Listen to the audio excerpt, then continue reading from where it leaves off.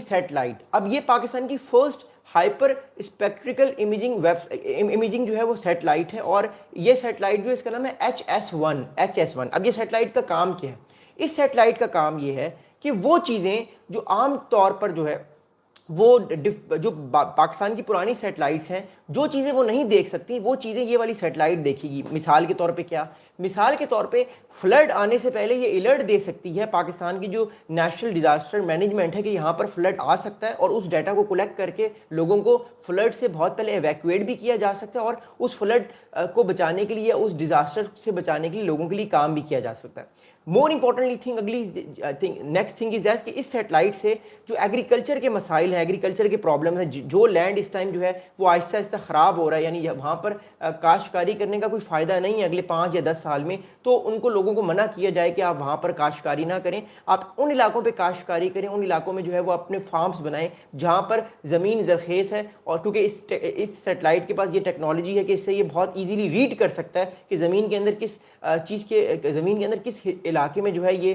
ज़्यादा कारामद चीज़ साबित होगी या नहीं। अब अगली बात सुनेगा। अब CAS space, a leading commercial rocket maker in China, launch the 9th rocket in its Kintika series on Sunday morning, a successful putting 3 satellites into their present orbit positions। अब सुनिएगा बात, ये बेसिकली एक सैटेलाइट नहीं है, there are 3 satellites, ये 3 satellites हैं। जो मेजर सैटेलाइट जो लॉन्च हुई है आज, इस सैटेलाइट के अंदर 3 सैटेलाइट्स हैं। मैं आपको एग्जांपल देता हूँ। जो पहली सैटेलाइट है जिसका नाम HS1 है, वो तो बेसिकली इमेजेस लेगी ज़मीन से, पाकिस्तान में जो भी मामला चल रहे हैं उन सब चीज़ों की इमेजेस लेगी, पहली बात।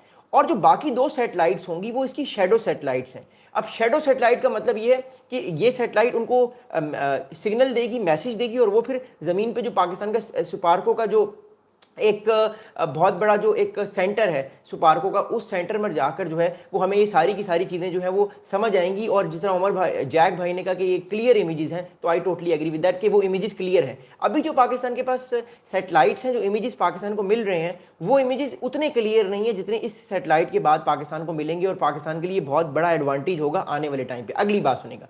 अगली बात ये कि ये आज संडे का दिन था, मतलब कल संडे का दिन था। अब तो उस टाइम पाकिस्तान में 12:40 हो रहे हैं, मंडे स्टार्ट हो गए, लेकिन पिछले दिन संडे को जो है वो तकरीबन 11:33 पर चाइना का स्पेस स्टेशन है जिसका नाम है Jiuquan satellite launch centre in north western China, Gobi desert. तो चाइना में गोबी डेजर्ट है एक बहुत मशहूर, बहुत सारे सवालात भी आते हैं, बहुत सारे मेरे स्टूडेंट्स के MCQs भी आते हैं कि गोबी डेजर्ट है कहाँ पे, तो वो कंफ्यूज हो जाते हैं। सो गोबी डेजर्ट वाली साइड पे जो है वो ये एक स्पेस सेंटर है चाइना का, जो जो वेस्ट चाइना का इलाका है वहाँ पे ये सेंटर है। वहाँ पर चाइना ने जो है वो ये पाकिस्तान का जो सैटेलाइट है इसको लॉन्च किया है। और ये एक सैटेलाइट नहीं है, मैं फिर कह रहा हूँ, ये रॉकेट एक गया, लेकिन इस रॉकेट के अंदर 3 सैटेलाइट्स हैं, और अभी आहिस्ता आहिस्ता ये 1 से 2 महीने में काम करना शुरू कर देंगे। अगली बात सुनेगा। अगली इंपॉर्टेंट बात ये है कि अब इस जो पाकिस्तान की स्पेस एजेंसी है जिसका नाम सुपार्को है, उसके चेयरमैन हैं मोहम्मद यूसुफ खान साहब। मोहम्मद यूसुफ खान साहब ने कॉन्ग्रेचुलेट किया है जो भी उनका स्टाफ था, जो भी उनके लोग थे जिन्होंने भी बड़ी मेहनत से इसको बनाया,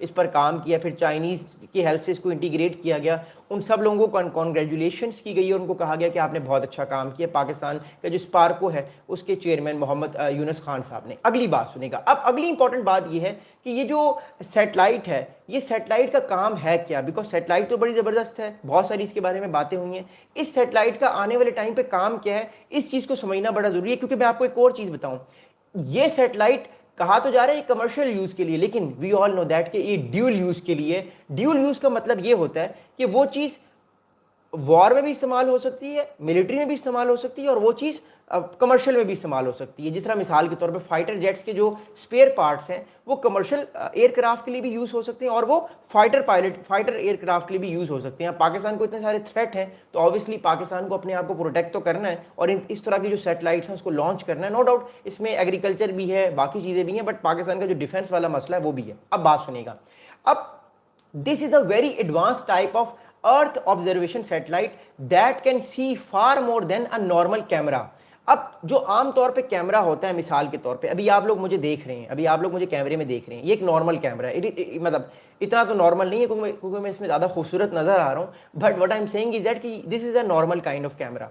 बट जो जनरली तौर पे जो हाइपर स्पेक्ट्रल कैमराज होते हैं या हाइपर स्पेक्ट्रिकल सेटेलाइट्स होती हैं, उनका फ़ायदा ये होता है कि वो इमेजेस लेते हैं और उस इमेज में वो ये समझ जाते हैं कि इस इमेज के अंदर कौन कौन से प्रॉब्लम्स हैं, कौन कौन से इश्यूज़ हैं इस जगह पे। मिसाल के तौर पे अब एक आम सेटेलाइट जो है वो इतनी जल्दी अर्ली वार्निंग नहीं दे सकती कि पाकिस्तान में फ्लड कब आएगा, कैसे आएगा। मिसाल के तौर पे जो पाकिस्तान में फ्लड्स आते हैं उसकी सबसे बड़ी वजह यह है कि जो ग्लेशियर्स हैं, जो हिमालय से ग्लेशियर्स हैं, वो बहुत जल्दी पिघलते हैं।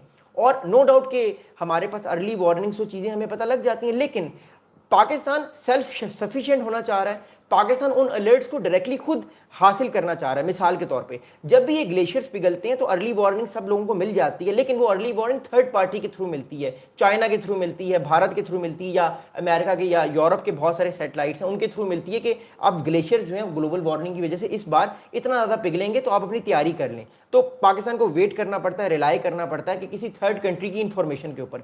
इस सैटेलाइट का फायदा ये कि सारी की सारी इंफॉर्मेशन पाकिस्तान को ऑटोमेटिकली खुद मिलेगी, पाकिस्तान को रिलाई नहीं करना पड़ेगा किसी थर्ड पार्टी पे, यूरोप पे या अमेरिका पे या इवन चाइनीज सैटेलाइट पे। तो वो खुद पाकिस्तान को इंफॉर्मेशन मिलेगी और लाइव 1-to-1 इंफॉर्मेशन पाकिस्तान को 365 डेज 24/7 वो जो है मिलेगी। अब अगली बात सुनेगा।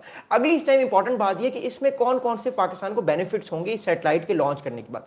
पहला बेनिफिट ये होगा कि जो एग्रीकल्चर है, एग्रीकल्चर जो इस टाइम पाकिस्तान में कपास है, गंदुम है, पाकिस्तान का कपड़ा बहुत अच्छा होता है, पाकिस्तान का चावल बड़ा अच्छा है, पाकिस्तान का जो है वो इसके अलावा जो फल फ्रूट्स हैं वो बहुत सारे अच्छे हैं। लेकिन ये सैटेलाइट का काम क्या है, जो सैटेलाइट लॉन्च की है, इस सैटेलाइट के पास ऐसे कैमराज हैं जो डिटेक्ट कर सकते हैं उन इलाकों को कि जहां पे आने वाले टाइम पे काश्तकारी करने का कोई फ़ायदा नहीं है और जहां पर आने वाले टाइम पे काश्तकारी करने का फ़ायदा है, मतलब ऑटोमेटिकली बेनिफिट है। मिसाल के तौर पे ये दो जगहें हैं, ये दोनों जगहों पे कपास उग रही है, फसल उग रही है, फार्मिंग लैंड्स हैं, लेकिन जनरली जो ये वाला फार्मिंग लैंड है ये अगले 20 साल तक फसल उगा सकता है और ये वाला जो फार्मिंग लैंड है इसमें ये कैपेबिलिटी नहीं है कि अगले ये 20 साल तक फसल को उगा सके। तो ये जो कैमराज हैं इस सैटेलाइट में ये इजीली डिटेक्ट कर सकते हैं कि जो एग्रीकल्चर का मसला है कि किस जगह पे एग्रीकल्चर ज़्यादा प्रोड्यूस होगा और किस जगह पे ज़्यादा प्रोड्यूस नहीं होगा। तो उसके क्योंकि इसके पास ये कैमराज जो हैं ये बड़े सेंसिटिव हैं, ये इस चीज़ को बहुत ईजिली इसमें आपको समझ आ जाती है इस चीज़ की कि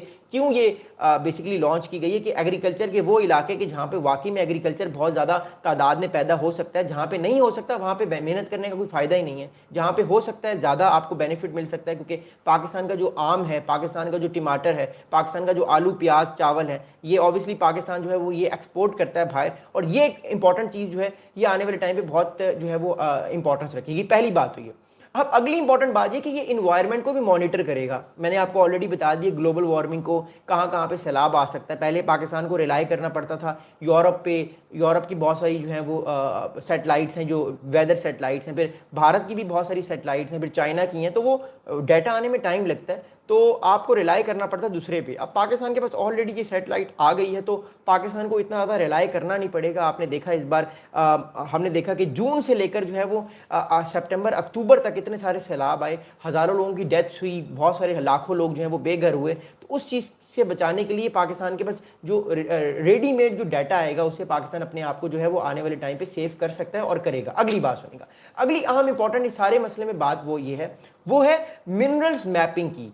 अब मिनरल्स मैपिंग होती क्या है इसको समझिएगा गौर से। बात इस टाइम ये है कि हमने इस चीज़ को देखा है कि पाकिस्तान में बहुत ज़्यादा जब भी सर्दियाँ आती हैं, अभी सर्दियाँ आने वाली हैं, तो लाहौर, रावलपिंडी, इस्लामाबाद मोटरवे हाईवेज पे फॉग आना शुरू हो जाती है। अब ये फॉग है क्या?